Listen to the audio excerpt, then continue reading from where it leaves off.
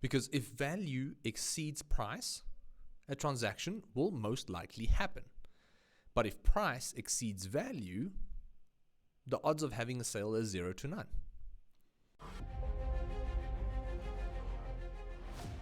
Hello guys, welcome to another episode or another video of our series, the biggest mistakes that e-commerce business owners make, or things that we tend to forget when it comes to our e-commerce businesses that can help us convert more traffic into customers. Right, now this thing that I want to talk about today is something extremely important because it's got to do with how visitors perceive your business, your brand, your products especially.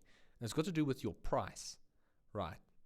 Now, I'm not going to ask you to discount your product and make it as affordable as possible for every single person or every single customer or your whole target market. Like, that's not always possible, right? Sometimes a price of a product is the price of the product and there is not much you can do about it, right? That is where your margins come in, and you don't necessarily always have control over your margins unless you have buying power as an e-commerce business. Meaning that if you can't kind of like strong arm your supplier in order to give you a bit of a discount or better price on a product, then you stuck with a specific margin. And we get that.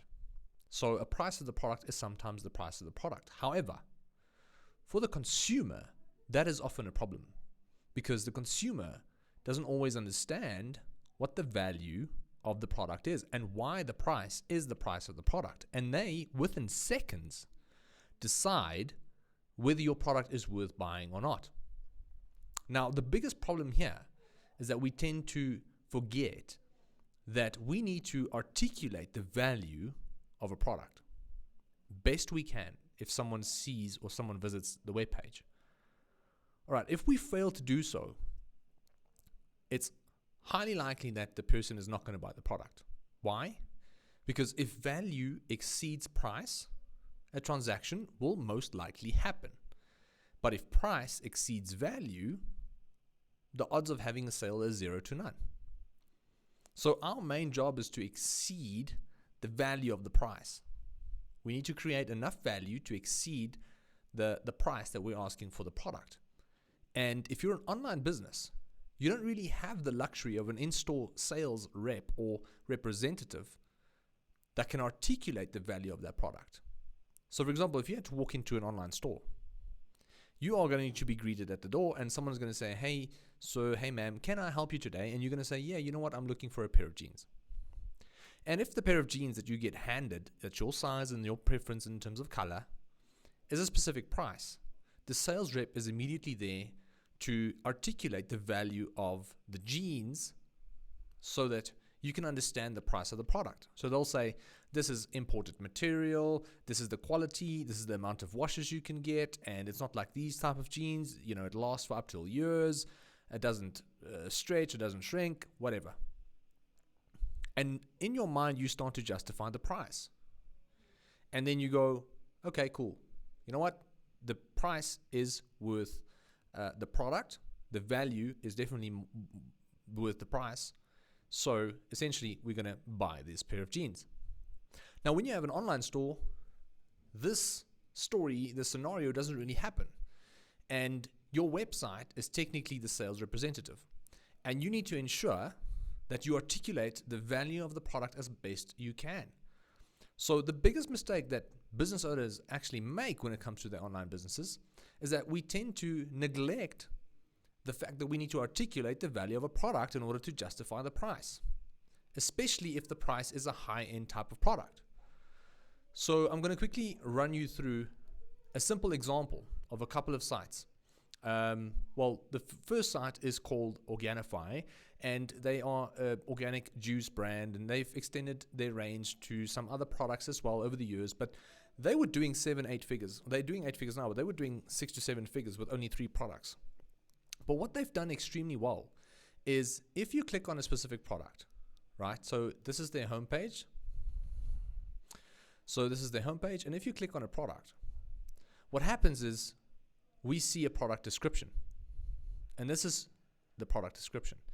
This whole section now explains to me the product, and it's busy articulating the value of the product to me the person who wants to buy the product, obviously. And I can start to justify the price in my mind. So it's $69 for green juice. That is very expensive. But we can see that 1,616 people have already tried it and have rated it 5 stars. That's really good. I can also see that I'm going to save 13%. I can also see that I'm going to save another 15% if I join the membership. But that's not really getting me excited. What needs to get me excited is the information and, the reason this product is the price that it is and what it can actually do for me as an individual. So what are the true benefits of this product, and why is the product the price that it is? So if we scroll down, we can see it's superfoods that can help you reset your body, filled with micronutrients, rich superfoods. 50% of Americans are overstressed. So now they kind of like break it down to how these superfoods can help you do that. Are you stressed? Yes. So you need superfoods. Oh, okay, cool. That makes sense. That's going to probably help me. There's a 2-minute video articulating the product itself. It kind of gives you an idea of superfoods, like the noun, what it presents. We can see that the brand has got a ton of credibility because they've been featured on all these popular TV shows and channels and magazines. So we go, hey, maybe we can trust this brand. So the price is maybe the price, because if they're featured on these, high-end magazines or TV channels, whatever it may be, then maybe it's a good thing. Maybe the brand is actually a good brand and it's probably a good product. Here they break down feel amazing, and they use a lot of visuals here, as you can see. They use a lot of visuals that makes it easier to consume the content, to break it down in your mind, because us as humans, we're lazy. We do not want to read. But if you make it easy for us to read, then the odds are that we are going to continue reading. So what we need to do as an e-commerce business owner, we need to make it easy for people to read and understand the value of the product, and this is what they're doing. What do the pros have to say? So these are obviously some influencers and some people in the industry that are well known, that have tried it and have obviously liked it. So again, they're building trust and credibility. Here we can see that Organifi is committed to creating superfood blends with the following ingredients and quality standards. So it's keto friendly, 100% vegan friendly, dairy friendly, and it's difficult to get these kind of products at a good price. So now we start to understand why the price is most likely the price. We can start to understand the ingredients. They walk us through moringa. We can now see, what is in the product. They have visual representations in form of imagery here. They break it down, important for, what every single ingredient kind of like does and what it's important for. So now you can start to understand the value of the product. This is how they articulate that value. Our fans are raving about the green juice. Here's another 1-minute video. Here's more people that have tried it. It takes less than a minute. So then now they speak about the convenience of how to make it. Like, it's super easy to make, tastes good. And, this is also other stuff that people love. And here we can see that most people have rated it 5 stars out of 1,600 reviews. It's insane. And here we can see how everybody is raving about the product. So now if you've scrolled all the way down, you get a good understanding of why the price is the price. You're like, oh, geez, okay. You know what? This looks like a really good product. We can see that it's credible. We can see that the brand is credible. We can see that they've really know what they're talking about. We can see that there's a ton of good stuff in it. We can see that it's a lot of good stuff that is expensive, so that kind of like makes sense. And this is how we rationalize the price in our minds. And now we decide to either buy it or not. And if you as a consumer, if a consumer is on your side as well, and they are not committed to paying the price, there's a high probability that you fail to articulate the value, and it's something that you need to look at. So here's a different example now on bodybuilding.com. It's a product with $40, so it's a bit cheaper.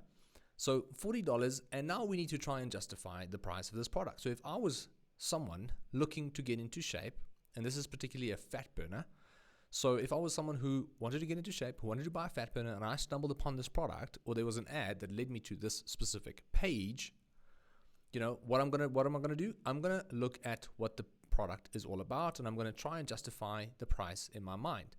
Now, showing me the ingredient label as that, unless I'm a super high educated and someone who's familiar with the industry and nutrition and the ingredients that actually make up a successful fat burner, unless I'm that person, I'm not really going to get a lot of value out of this. And most consumers are not that kind of person. So what we tend to do is we tend to gravitate towards the stuff that's easier to read and understand. But yet, they haven't really made an exception, or haven't really tried their best, in my opinion, in order to create a visual effect that's going to grab my attention. So now it's just a ton of text. This kind of looks like a long WhatsApp joke. Like, how often do you actually finish a long WhatsApp joke that a friend has sent you? Like, the chances are you probably don't. You just reply, ha ha ha, it's funny. A couple of emojis and that's that. Your friend feels better. You didn't hurt his feelings, but you didn't really have the energy or the time to read the whole joke because it's overwhelming. And that's what's happening here. This is completely overwhelming. And to be honest with you, it's not really a lot of information. So here they talk about some of the ingredients, but not really a lot. They support your goals to get ripped. Yeah, of course, that's why I'm trying to buy the fat burner, so that doesn't really help. So it's really a matter of them lacking to articulate the value of the product. So the only people that are going to buy this product are people who have, tried it before and have had a good experience. People who are very educated when it comes to ingredients, and they would then feel like the ingredients are worth the price that the brand is asking for. And that's really it. Other people who are just mainstream individuals who have just average consumers who are trying to get into shape are probably not going to convert on this page unless someone has told them to get this specific product. So unless they were influenced by somebody else. But this page is probably not converting well, and it's a kind of clear why that is the case. So this is the difference between the two pages, as we can see. There's a lot of content, a lot of visual, a lot of strategic elements in place that can help us better understand the value of the product. This site is actually acting like a salesperson as if you would have walked into a store. And this page is just doing the bare minimum.